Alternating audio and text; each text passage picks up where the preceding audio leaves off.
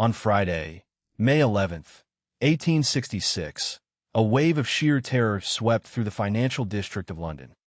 The legendary discount house of Overend, Gurney and Company, known as the Bankers' Bank, collapsed with over £11 million in liabilities. The collapse of Overend Gurney triggered Black Friday, the most intense single-day panic in Victorian British history. Thousands of frantic depositors, merchants, and investors swarmed Lombard Street, desperate to withdraw gold before total bankruptcy. Overend Gurney was no ordinary institution. It was the second largest financial power in Britain after the Bank of England itself. For decades, Overend Gurney dominated the London money market, discounting commercial bills of exchange for global trade. However, following the death of its prudent founder Samuel Gurney in 1856, new management abandoned cautious discount practices.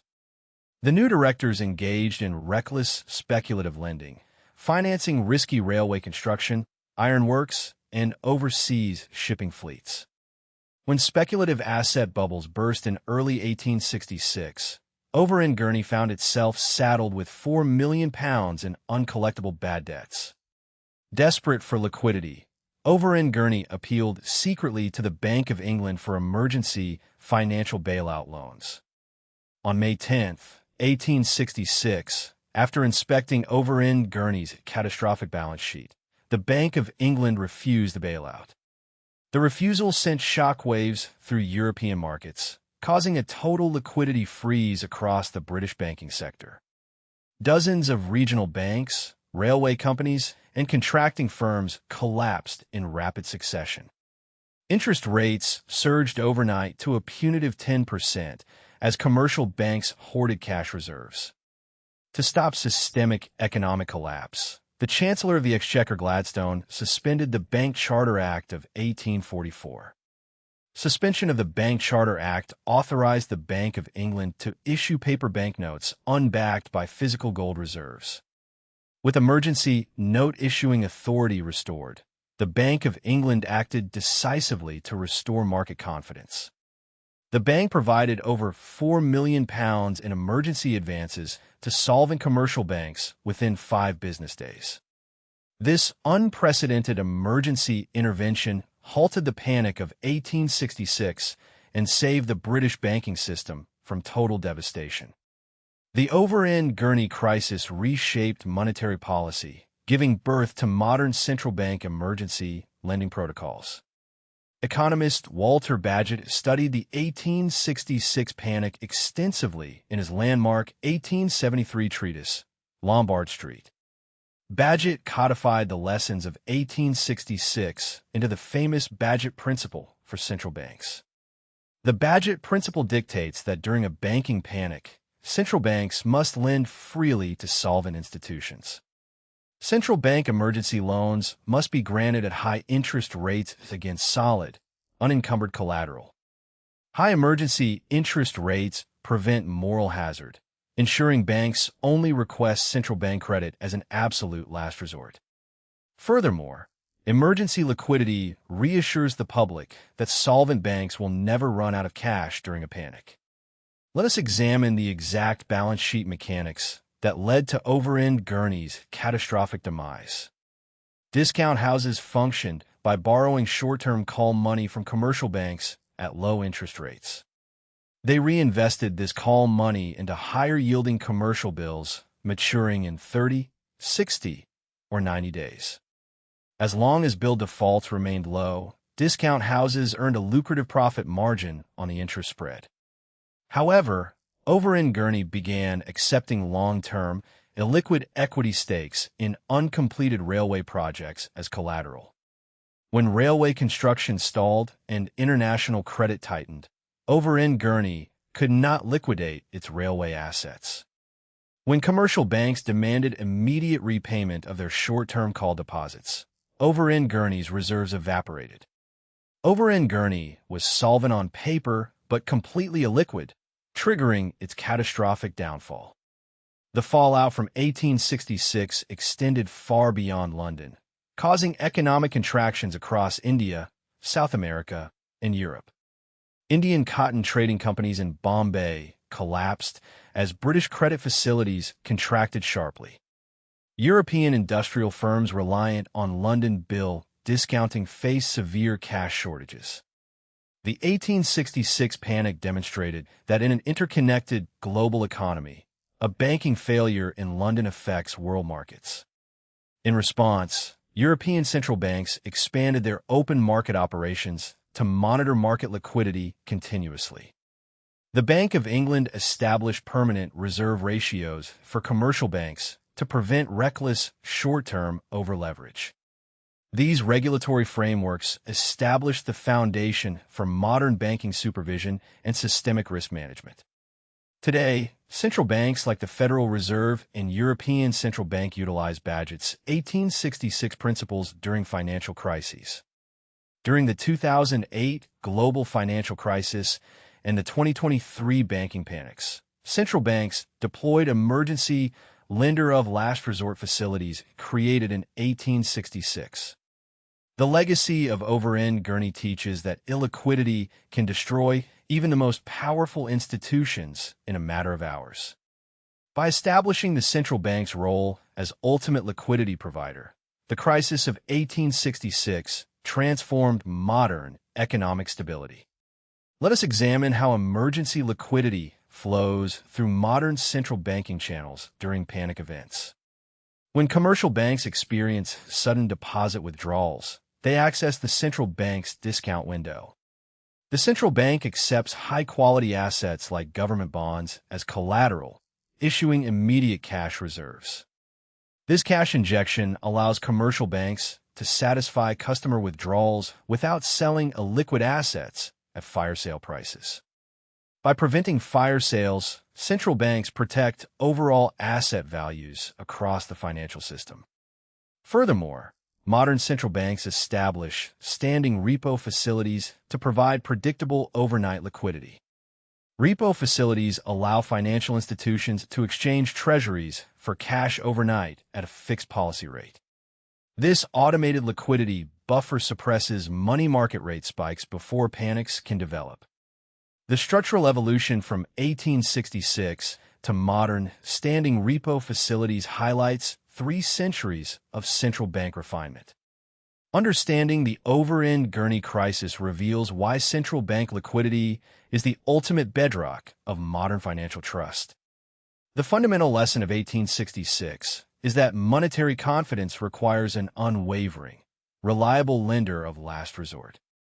Without emergency liquidity, panic can unravel even the strongest productive economy. Let us analyze the legal trials that followed the collapse of Overend Gurney in the late 1860s. In 1869, 6 former directors of Overend Gurney were indicted for conspiracy to defraud shareholders and depositors. The trial of Gurney and others at the Old Bailey attracted immense public attention and press coverage across Britain. Prosecutors argued that directors hid massive insolvency when transforming Overend Gurney into a public joint stock company in 1865. Defense counsel argued that directors acted in good faith, blaming market panics and unforeseen railway defaults for the collapse. Although the directors were acquitted of fraud, the trial established statutory precedents for corporate disclosure and prospectus transparency. Parliament subsequently passed the Companies Act amendments, mandating audited financial balance sheets for public joint stock corporations. Independent financial auditing became a legal requirement for public companies listed on the London Stock Exchange. This legal reform transformed corporate governance, protecting retail investors from fraudulent financial reporting. The Overend Gurney scandal also led to the professionalization of accounting and auditing professions in the United Kingdom.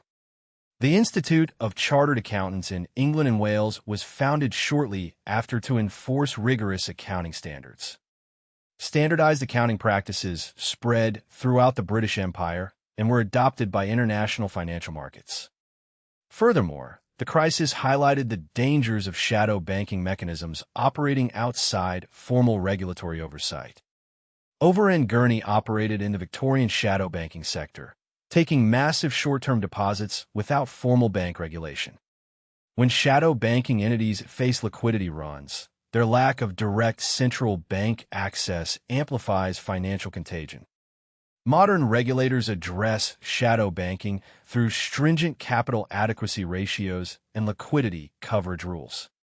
The Basel Accords mandate that systemic institutions maintain high-quality liquid assets to withstand 30-day stress scenarios. These modern banking safeguards trace their historical origins directly to the lessons learned during the 1866 Overend Gurney panic. By studying financial crises of the past, economists and policymakers design resilient financial architectures for the future. The story of Overend Gurney serves as a timeless reminder that leverage without liquidity is a recipe for catastrophic collapse. Understanding how Victorian Britain mastered banking panics provides critical insights into managing modern economic shocks. The enduring relevance of 1866 is that liquidity rules remain the ultimate defense against financial contagion. By anchoring confidence through central bank lending, modern markets maintain stability during unexpected economic shocks. Let us examine the exact market instruments that allowed Victorian discount houses to expand paper credit so rapidly. Bills of exchange were original short-term debt securities issued by industrial merchants to finance goods in transit. When a merchant shipped cotton or iron rails, the buyer accepted a bill promising payment within 90 days. Discount houses bought these bills at a discount, paying cash immediately while holding the bill until full maturity. Because London discount houses possessed vast capital reserves, their endorsement transformed private commercial bills into liquid currency. This commercial bill market allowed Victorian international trade to expand exponentially without requiring gold transfers. However, when Overend Gurney began rediscounting speculative railway paper, the systemic quality of London bills deteriorated. Railway contractors issued accommodation bills, bills representing no real physical trade goods, but purely speculative debt. When railway projects failed to generate expected revenues, accommodation bills became completely worthless. Overend Gurney was left holding millions in defaulted accommodation bills, obliterating its capital reserves. When the Bank of England refused emergency loans, the entire London discount market ground to a complete halt. Commercial banks refused to discount even genuine trade bills, freezing day-to-day trade nationwide. Factory owners across northern England could not meet payroll, leading to widespread worker layoffs and mill closures. The 1866 crisis proved that shadow credit expansion without liquid reserves leads inevitably to economic catastrophe. This historical collapse led to the formal establishment of clear distinction between illiquidity and insolvency. A bank is illiquid when it holds valuable assets but lacks cash. It is insolvent when its liabilities exceed total assets.